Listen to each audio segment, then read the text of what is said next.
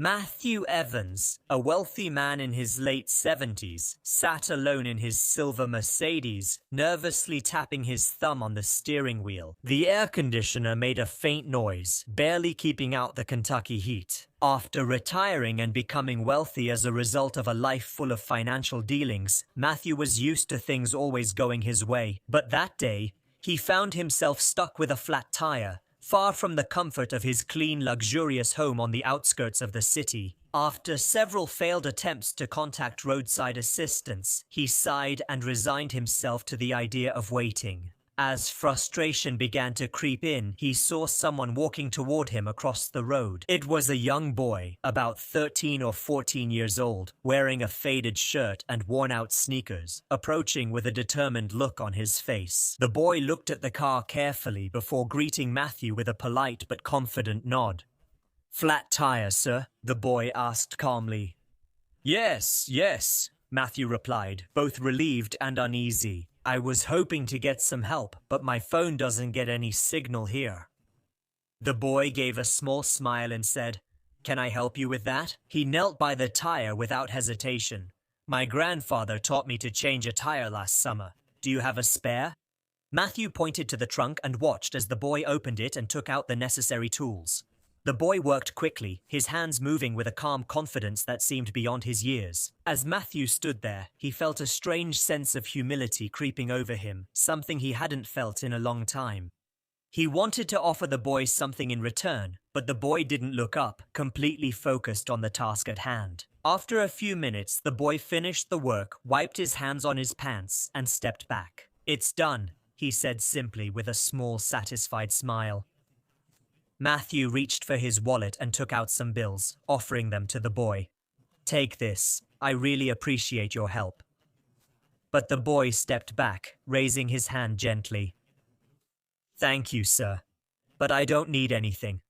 I'm just happy I was able to help." Matthew stood stunned, the money still in his hand, as he watched the boy turn his back and walk away across the road. This interaction left him with ambiguous feelings, even though he couldn't quite figure out the reason on his own. Now, he put the money back into his wallet and sat in his car, looking into the rearview mirror as the boy's shadow faded into the distance. During the rest of his journey, Matthew's thoughts kept returning to the boy. There was a quiet dignity in him, a self-confidence that didn't come from money or privilege, but from something deeper. That night, as he sat alone in his luxurious home, Matthew couldn't erase the image of the boy who walked away with a smile and took nothing. In contrast, that evening, Matthew sat in the leather chair in his study, surrounded by shelves of books he rarely opened. The room was quiet, except for the sound of the old clock ticking in the corner.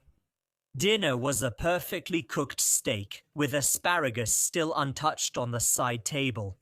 He couldn't stop thinking about the boy. Throughout his life, Matthew had met thousands of people, business partners, employees, investors. Most interactions revolved around familiar negotiations and deals. There was always an exchange, whether it was a price or an expectation. But this boy, this stranger, had helped him for no reason other than kindness. He leaned back, taking a sip of whiskey, remembering. The boy's confident smile replayed in his mind. He didn't look like someone who had much. Matthew thought. The worn-out shoes, the faded clothes, the dust on his hands, all of it told a story. Yet the boy carried himself with a degree of integrity that seemed rare these days. The next morning, Matthew couldn't resist the urge to find the boy. He didn't know why, but he felt like something inside him was unfinished. Maybe it was guilt, or gratitude, or just plain curiosity, whatever it was. He found himself driving along the same road, looking for any sign of the boy. Hours passed as he stopped at gas stations and small diners, asking anyone who would listen if they had seen a boy matching the description. Most shook their heads or shrugged until an old woman behind a cafe counter finally spoke. "Sounds like you're talking about Elijah," she said, wiping her hands on her apron. "That boy often helps people here. He lives with his mother in Harlan." "Nancy." Matthew Madonna repeated the information to himself. "Thank you." The city of Harlan was an hour away, surrounded by the foothills of the Appalachians. The trip was beautiful, but Matthew barely noticed the scenery. His mind was busy with questions. What kind of life did this boy live? What kind of family raises a person like this? When he arrived in Harlan, the streets were quiet, lined with modest houses and small businesses. He asked some locals about Elijah. "Did you subscribe to the channel?"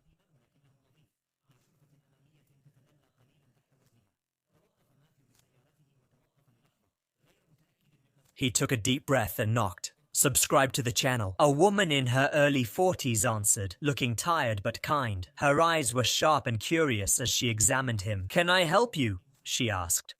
"Good morning," said Matthew, wiping his ring. "Sorry to bother you, but I think I met your son yesterday. Subscribe to the channel." Her sternness faded immediately, and a small smile appeared on her face. "That sounds like Elijah. He's always helping people."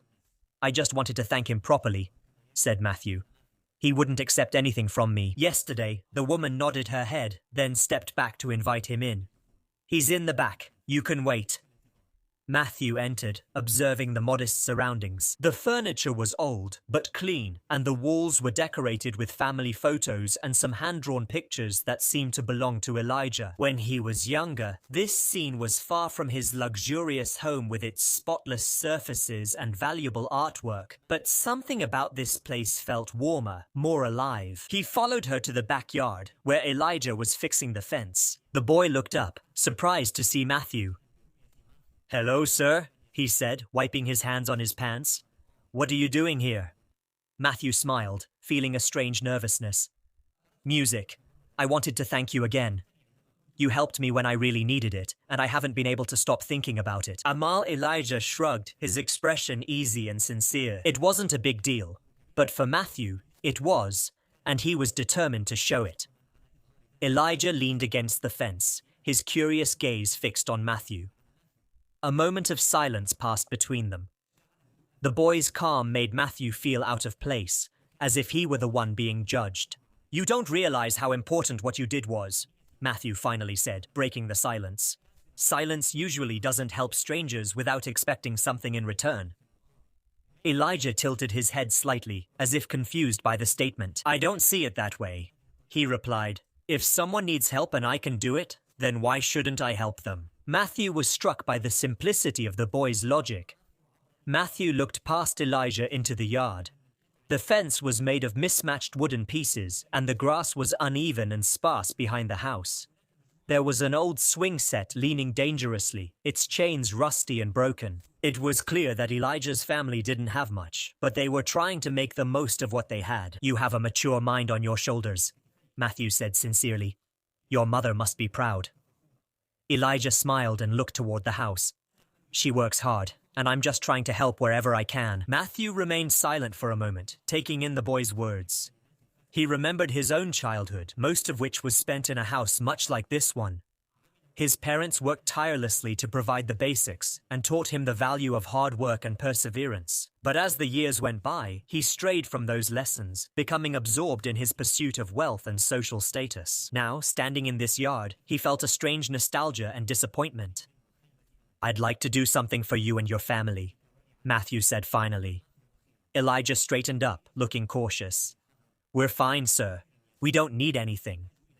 "It's not about need," Matthew insisted. "It's about what's right. You helped me, and I want to return the favor." Before Elijah could respond, his mother came out onto the porch, wiping her hands with a towel. "Elijah, you need to come in and wash your hands before lunch," she called out, then turned to Matthew. "Would you like to join us? We don't have anything fancy, but you're welcome," she said. Matthew hesitated, not used to such invitations, but the sincerity in her voice left him no room to refuse. "I'd like that," he said. He followed her inside. In the kitchen, the smell of fresh bread and roasted vegetables filled the air. A small table was surrounded by mismatched chairs, but it was set with care. Matthew sat down, feeling out of place in his tailored suit amid these humble surroundings. Elijah washed his hands at the sink and joined them, his easy smile never fading. As they ate, Matthew found himself drawn into their conversation. Elijah talked about his school, his friends, and his dreams of becoming an engineer. As for his mother, she shared stories about the community, speaking with quiet pride about people helping each other. Matthew listened intently, feeling a warmth he hadn't felt in years. Despite his wealth and success, he realized his own home felt cold and empty compared to this modest house filled with laughter and genuine connection. After lunch, as they were clearing the table, Matthew turned to Elijah's mother and said, "You've done a wonderful job raising him. He has a bigger heart than most people I know." She smiled, her eyes shining with gratitude. "Thank you. He's a good boy, but we've been through hard times. We've learned to appreciate the little things." Matthew nodded, and his thoughts began to take shape. He didn't want to overstep, but he couldn't leave without doing something for them. This family had given him a gift he didn't know he needed, a reminder of what truly matters. Matthew left their home that day with a sense of clarity he hadn't felt in years. As he drove back to his mansion, he began to make plans. It wasn't about charity, it was about appreciating the boy's sacrifice and the strength of this family. Elijah and his mother deserve more than a broken fence and old furniture. They deserve stability and recognition for their daily strength. The next morning, Matthew started making calls. He contacted former colleagues, contractors, and suppliers. By noon, a plan was set to be put into action within a week. Trucks and workers began arriving at Elijah's house. Matthew stood on the sidewalk holding a clipboard and directing the renovations, while Elijah and his mother watched in shock. "You didn't have to do this," Elijah's mother said in a trembling voice as she watched the crew unload supplies. "We managed just fine on our own." Matthew turned to her with a serious face. "You didn't just manage, you succeeded. But you gave me something I didn't even know I was missing. Let me return the favor." Elijah was quieter than usual, standing next to his mother with a thoughtful look on his face. Matthew bent down a little to meet his eyes and said, "You taught me something, Elijah. Helping people isn't a matter of money, it's a matter of being there. I want to be there for you." Over the following weeks, the house underwent a major transformation. The crumbling porch was replaced with sturdy wood, the roof was repaired, and the old swing set was replaced with a new one. Inside the house, the walls were painted, the floors were polished, and the kitchen was updated with modern appliances. At first, Elijah tried to help with the renovations, carrying boards and sweeping debris, but Matthew insisted that he take a break. "Your job?" Matthew said with a smile. "Your job is to enjoy being a kid for a while." However, Elijah couldn't resist sneaking in to watch the crew work, his eyes glowing with curiosity as he watched them measure, cut, and build. One of the workers, a big man named Joe, noticed his interest and invited him to help measure the wooden boards. Soon, Elijah started asking questions about the tools and construction, and his enthusiasm was contagious. Matthew watched from afar, pride swelling in his chest for the first time in years. He finally felt he was doing something meaningful, something greater than himself. It reminded him. The boy's energy reminded him of the ambition he used to have before his life became just meeting rooms and stock portfolios.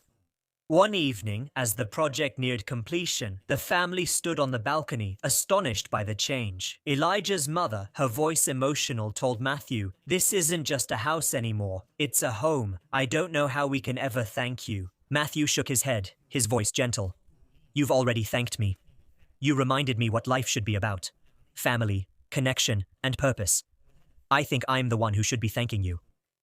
On the last day of the renovation project, everyone felt like they were celebrating. Neighbors stopped by to see the changes, offering their smiles and small gifts, fresh bread, homemade jams, and even a potted plant. It spread. Elijah laughed in the yard, running here and there, showing his friends the new swings and the freshly painted rooms inside the house, which was once tired and worn out, but now is full of life. Matthew stood on the front porch, leaning on the new sturdy railing, watching as the scene unfolded. He hadn't felt this kind of simple, pure happiness in years. The happiness that comes from seeing others thrive. Elijah's mother approached him, carrying a glass of iced tea.